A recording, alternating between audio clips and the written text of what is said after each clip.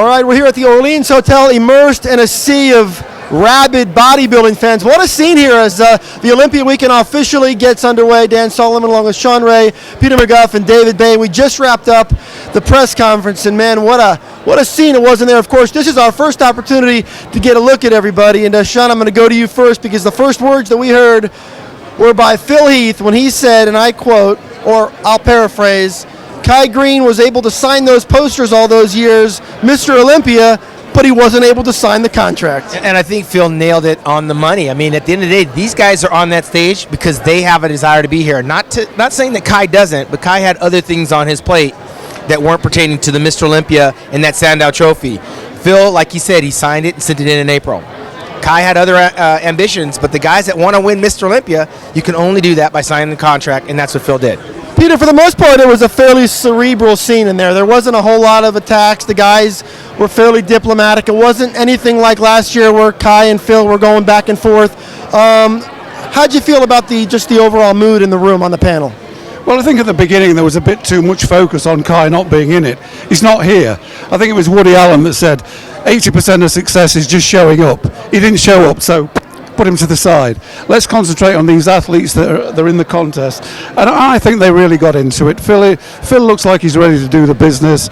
I mean, Shawn Ray took him on verbally, which this was a new Shawn Ray. We've always seen this laid-back, quiet guy, but somebody lit a fuse in him, and he sort of said he could beat Phil in just about every pose. So we'll see tomorrow night what happens. But it was a good press conference. I thought one of the more honest moments was when Dexter Jackson said, as far as he's concerned, Kai can stay home. He'll take the money. Kai will take that, or Dexter will take that money. He said Kai can stay home all day long and be done for good for all he cares. Yeah, that's Dexter. Dexter's a comedian and a business person at the same time. So having a little bit of fun with the fans and just being blunt and honest about how he feels about Kai. It looks like he really doesn't care one way or the other. Yeah, and Shawn, I'm going to pay a compliment to the champion, Philly. I think he's handled this situation quite well. He was put in a tough spot. It's an awkward spot when you're the reigning champion and the number one contender isn't in the show. I know he's taken a lot of heat and people have kind of come at it from a bunch of different directions, but I thought his comments and I thought the way that he's handled this whole thing has been fairly classy for the most part. I remember when Phil was sitting across from Jay Cutler and he was telling Jay that, I'm coming for your title, and Jay had to sit there with a little grin on his face going, come take it. Now you got Phil sitting in a very similar situation with 4 Sandow trophies. Those guys want those trophies. They got to come take it from Phil, and Phil handled that very well. Focusing on the contest now, because I know, Peter, that's where you want to get back to. Dexter Jackson was up there. He looks like he's been through the ringer, man. If there's somebody who just is wearing on his face the fact that he has done everything possible to get ready, he could barely stay awake up there on that panel. And for those of us who was following Dexter now in his 16th Olympia, nobody's competed in this contest more than Dexter. For those of us who have followed this contest and who have followed Dexter, you know that when Dexter shows up looking like that, it usually means trouble for the rest of the lineup. That's absolutely correct. I mean, the thing about Dexter this last 18 months or so, he seems to be putting more and more into it. You can see it in his face. And I think it's because he knows, he's probably got a year or two left. So he's putting everything on the line. He wants to walk away from this saying he's the best he could ever be. He doesn't want any regrets.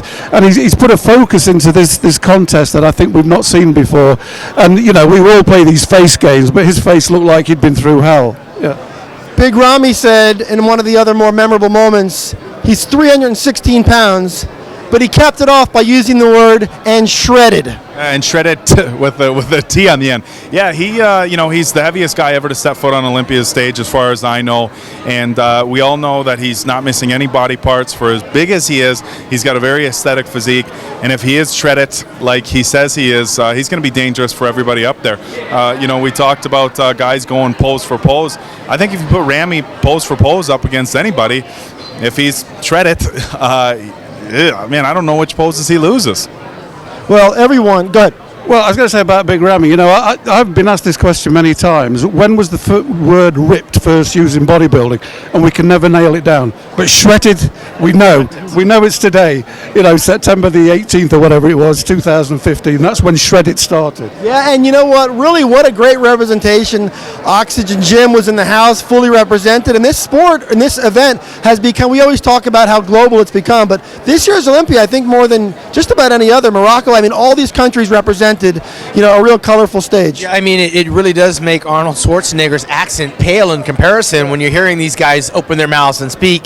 Not to make light of the fact that Dennis and Dennis James and Bob did a very good job handling the way they were dealing with those accents and trying to make sense of what the athletes were trying to say. These athletes are tired. I'm tired, and we haven't even trained, but these athletes are tired. They're at their wits' end, and tomorrow, this is what they live for. I've been there before. I know exactly how they feel, and Dexter barely being able to keep his eyes open. I know he can't even sleep at night on the eve of the Mr. Olympia with the possibility of actually winning. So I know they put everything they have into this, and I got to tell you, I think there's 4 or 5 guys up there that could actually win if Phil doesn't bring the things that he said he brought. Well, they asked Phil who he thought was his top challenger now that Kai's not in the contest, and he didn't want to answer the question, but I thought it was real clever when Dennis James looked at him and said, "All right, Phil, let's just say you didn't fill out the contract, and let's say you weren't in this contest. Who would be the top candidate to win the show?" And Peter, he went with Dexter Jackson. Yeah, I mean, we always say, to beat the champ, you've got to beat him in his own game. So the closest in terms of completeness and condition and separation is Dexter. So that's probably told you a little bit about Phil looking over his shoulder. Dexter's the one. The other guys he probably feels he can handle. Dexter did beat him, in the 2007 Arnold, where Phil really thought he was going to break through, and beat him 2 or 3 times early in his career. So there's still that shadow hanging over Phil. I think that's why he ended up with Dexter. But it's not a bad choice anyway, because Dexter looks like he's ready to do the business. He sure does. The press conference is always a smoke and mirrors kind of event. We don't really learn much from it. It's just a chance to kind of hear these guys and for the fans to get a chance to connect with them a little bit. Did we learn anything, David? Was there any development that we picked up today? I know the Rami development at 316 pounds. Dennis Wolf was relatively quiet up there.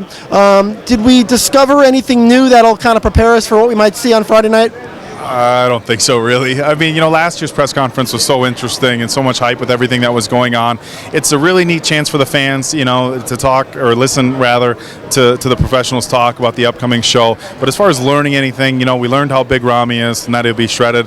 If we learned anything, it's that Shawn Rhoden's a little bit more bold than what we had learned in the past. But aside from that, no. The press conference, once again, a good opportunity for fans to come out and take a look at the guys before they get on stage. But as far as where everybody's going to end up placing, none of these guys wanted to peel off. Bob and Dennis urged some of the rookies, Brad Bro, Max Charles, and Dallas McCarver to peel off, and they all declined. So as far as really learning anything about what we're going to see this weekend, not so much. Just a fun opportunity. Well, one thing we did learn is that only guys over 50 knew what Bob was talking about when he said don't make waves, the old Drave paper film. But it was entertaining. Dennis and Bob did a great job. The repartee was good. The guys are getting more and more into it. And this press conference, this format first started, they were a bit sort of laid back. Now they're playing to the gallery a bit more. I just think that at the end of the day, those guys just want to compete. And if we did learn anything, Phil is more confident than he's ever been. Shawn Rhoden's matured, and he's probably felt like all of his work is about to come to fruition. And, of course, Dexter Jackson's leaving no stone unturned. And Dennis Wolf thinks his time is now. So I think when those athletes take the stage tomorrow, I don't think anybody's going to be talking about Kai Green. Well, that's going to wrap up our coverage from the Orleans Hotel and the 2015 Olympia press conference. And I'm glad you just mentioned Ben and Joe, because there was a lot of props paid to, of course, Mr. Mannion and Mr. Santoja, the trainers, and all the people that sort of go into making this experience possible. I didn't hear the name Joe and Ben Weider mentioned, and I'm glad you mentioned that, Shawn, because, of course, none of this happens if it weren't for the vision of Joe and Ben, who, of course, are no longer with us. So very few of those guys even knew them. Very few of those guys were around to even know Ben and Joe the way that we have coming up in this, so it's not likely that they're going to pay homage to them. But without Ben and Joe, we wouldn't have this weekend. So, well, and we're going to be covering it every step of the way. We're going to continue our coverage really throughout the entire weekend. We'll be back here with updates later. Keep checking back with that musculardevelopment.com throughout the entire weekend. Prejudging is about 24 hours from now, and that's when things start to get really interesting. For David, Peter, and Shawn, I'm Dan. musculardevelopment.com.